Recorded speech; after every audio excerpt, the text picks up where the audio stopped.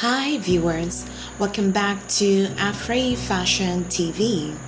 In today's video, I'm going to show you a little trick on how to eliminate bulging of the zip. So if that is something you're interested in, continue watching. First, I'm going to draft a back bodice. If you know how to do this already, you can skip this video to the eliminating of the zip bulging part. To draft the back bodice, I'm going to draw a straight line at the top, which will serve as my shoulder line.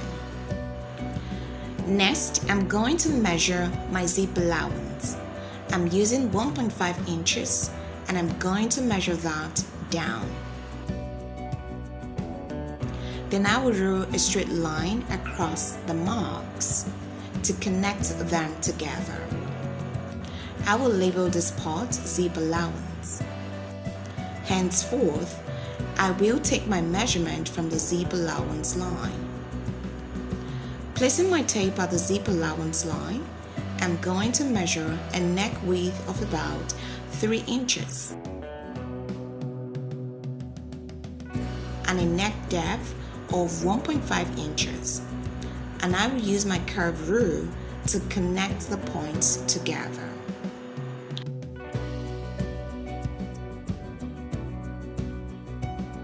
Next, I will use a straight line to extend it to the center fold. Still placing my tape at the zip allowance line, I'm going to impute my shoulder measurement. I'm working with a shoulder measurement of 16 inches. If I divide that by 2, I'm going to have 8 inches. So I will mark that. Then, at that mark, I'm going to come down by 1 inch to get my shoulder slope and connect it to the neck width. Next, I'm going to measure my armhole depth.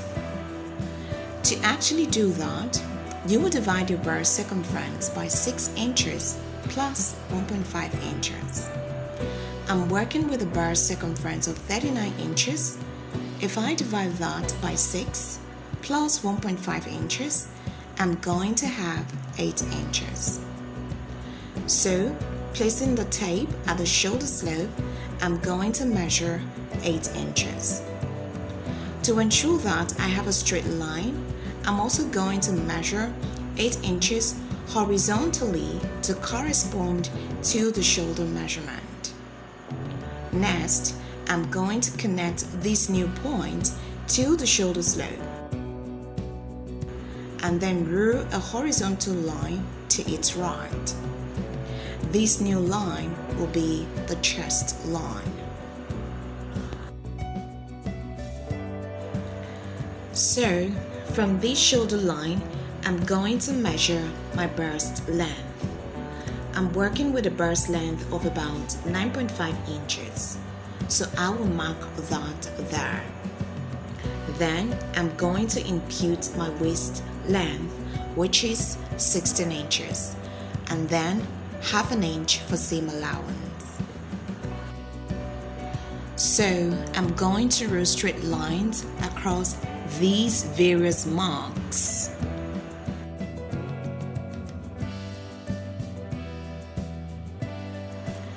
Next, I will label the lines.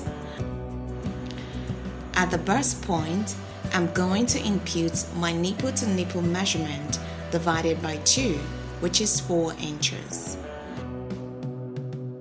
And also mark that at the waistline and connect the 2 marks together, even extending it to the allowance line.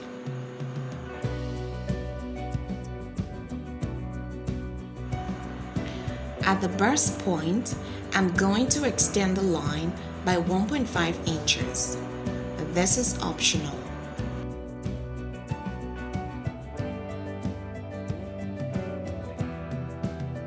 Then, at the waistline, I'm going to mark half an inch on both sides.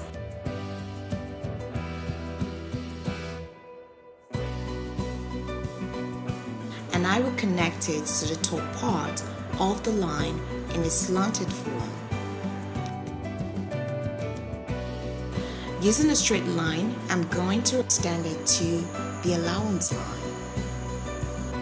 Next, I'm going to impute my circumferences.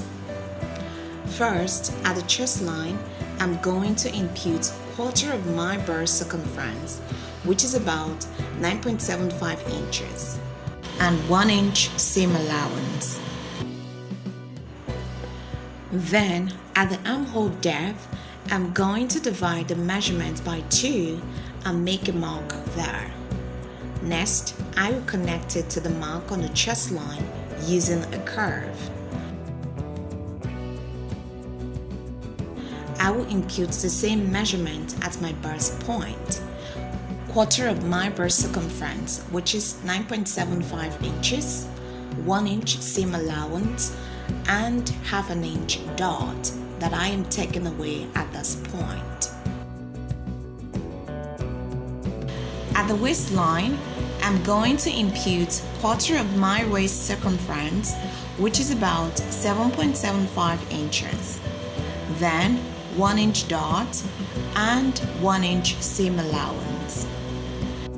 I will just impute the same value at the allowance line. Then, using a straight rule, I will connect the points together. At the shoulder part, I'm going to add half an inch seam allowance and extend it to the old lines like this. Now, to eliminate the bulging at the back, you want to extend the allowance line to the centerfold. Then you will go up by 1 inch and connect it to this point here. Still at the zip allowance part, you are going to come in by half an inch and connect it to the neck depth.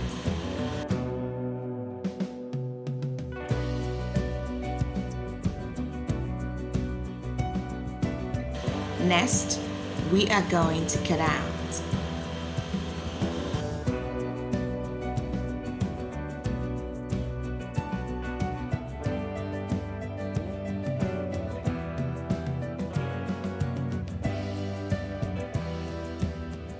So, once you do this, you are sure of not getting any zip bulging at the back.